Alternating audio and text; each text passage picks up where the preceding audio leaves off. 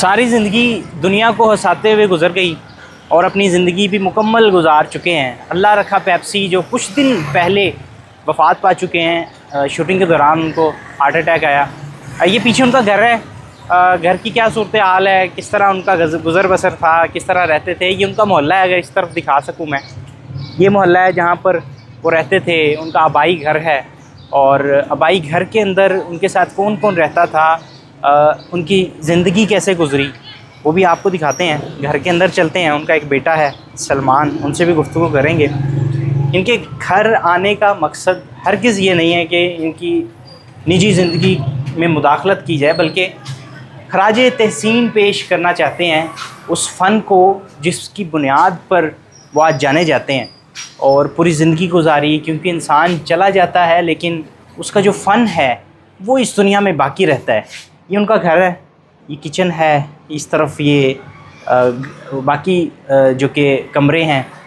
बच्चे कितने थे उनके, उनकी ज़िंदगी कैसे गुजरी और उनके चले जाने के बाद अब इस घर में क्या हो रहा है दिखाते हैं आप। सलमान भाई हैं उनके बेटे और उसके बाद रियाज साहब हैं उनके भाई। दोनों से गुफ्तगू करते हैं। सलमान भाई, पहले आप बताइएगा कि अल्लाह रखा पेप्सी ये नाम किसने उनका रखा था? जी, ये नाम उनका बब्बू बराल साहब ने रखा था। तो पहले अल्लाह रखा था, तो उन्होंने कहा था इसके साथ पेप्सी जोड़ो तो इंशाल्लाह ये बहुत नाम हिट जाएगा। तो अल्लाह का शुक्र है कि हर जगह पे ये नाम मशहूर है। अचानक से उनको हार्ट अटैक हुआ, कोई पहले से बीमार थे, कोई इशू था उन्हें? नहीं, कोई बीमारी नहीं थी।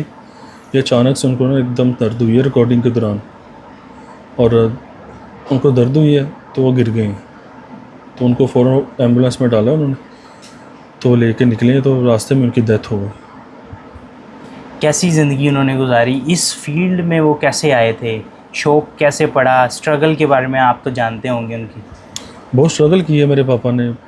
लोग फ़नकारों की खिदमत की है, बब्बू बराल, मस्ताना, शौकी खान, बहुत से फ़नकार, उमर शरीफ मेरे पापा को बहुत प्यार करते थे। तो बहुत स्ट्रगल की है। 35 साल का उनका स्ट्रगल है।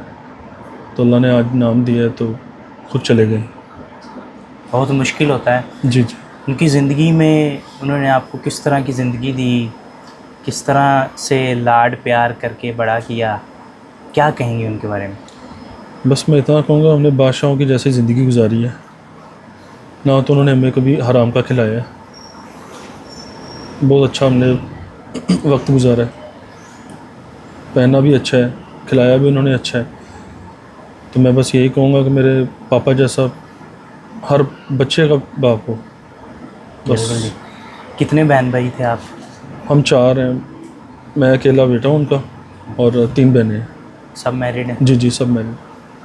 अभी उनके जनाजे पे कौन कौन आया था, या उसके बाद ताज़ियत के लिए कोई अदाकार, कोई उनके फील्ड से मुंसलिक लोग आए हैं? जी, बहुत से फ़नकार आए हैं। सुहेल अहमद साहब आए हैं, जवाब वसीम साहब आए हैं, सलीम अलबेला, गोगा पस्तूरी आए, वाजिद खान, मोहसिन अब्बास हैदर थे, तारमीर सरफ थे। बहुत से फ़नकार थे। फ़नकारों की तरफ से उनके लिए कुछ किया गया ज़िंदगी के अंदर? बस वो कहते थे कि ये वाहिद फ़नकार है जिसको हम खुद सुनते हैं। लोग तो हमें सुनते हैं ना, हम इसको गर्व ला के सुनते थे, ये वो फ़नकार है। कोई ऐसा दिन आपने देखा हो कि जिस पे आपको प्राउड फील हुआ हो कि मैं अल्लाह रखा पेप्सी का बेटा? जी, बहुत सा ऐसा टाइम आया, मैं प्रोग्राम पे जाता रहा हूँ, शूटिंग वगैरह पे जाता रहा हूँ, तो मैंने अपने पापा की इज़्ज़त देखी है कि बड़े बड़े लोग शान खड़े होकर मिल रहे हैं। सईद नूर साहब बहुत इज़्ज़त करते थे, फ़िल्म डायरेक्टर। बहुत से फ़नकार हैं जो मेरे पापा को बहुत प्यार करते थे कि मुझे पापा को देखते साथ उठ के मैं खड़े हो जाते थे कि अल्लाह रखा भैया आ गए माशाल्लाह।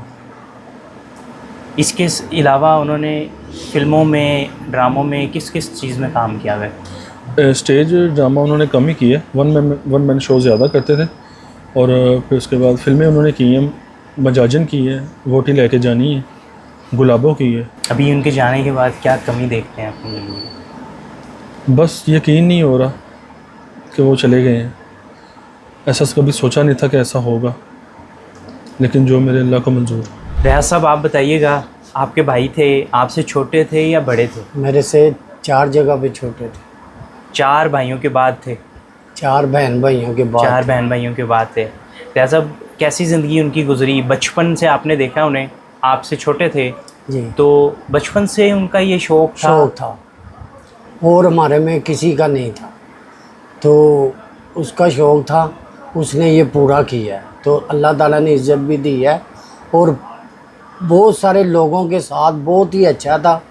जैसे अपने भी नहीं इतना रोते जितना वो रोए हैं दूसरे को। कभी सोचा था कि इतनी बुलंदियों पे पहुँचेंगे, इतनी मशहूरी मिलेगी, फेमस हो जाएंगे वो? हमें तो ज़्यादा पता ही नहीं था कि इतना वो फेमस है, क्यों हमें तो इधर क्या जो ना, हम नहीं है इस लाइन में, ठीक तो है। वो ही था या उसका बेटा था, तो हमें पता चलता था, हम टीवी पे देखते थे, वो मोबाइल पे देखते थे कि माशाल्लाह खुश होते थे कि यार चलो इसकी स्ट्रगल जो है ना काम आई है, अल्लाह ताला ने नाम बना दिया। कोई ऐसा लम्हा या कोई ऐसा आपके साथ कोई बड़ा यादगार हो, कोई कभी उन्होंने कोई आपके साथ मजाक किया हो या कुछ ऐसा? मजाक तो वो एक लम्हा हो तो फिर बताएं, वो तो सब लोगों के हंसी मजाक करता था, तो सब खुश होते थे, सबको हंसाता था वो। क्या कहेंगे उनके बारे में, उनके जाने के बाद? मैं तो यही कहूँगा कि ऐसे बंदे दोबारा अल्लाह ताला नहीं भेजता, कि ये इतना अच्छा था हमारे बहन भाइयों के लिए भी, उसको कोई काम कहना ना उसने इनकार नहीं करना, हर यही कहना कि कोई बात नहीं, हो जाएगा काम आपका, ये हो जाएगा वो हो जाएगा, इनकार नहीं करना।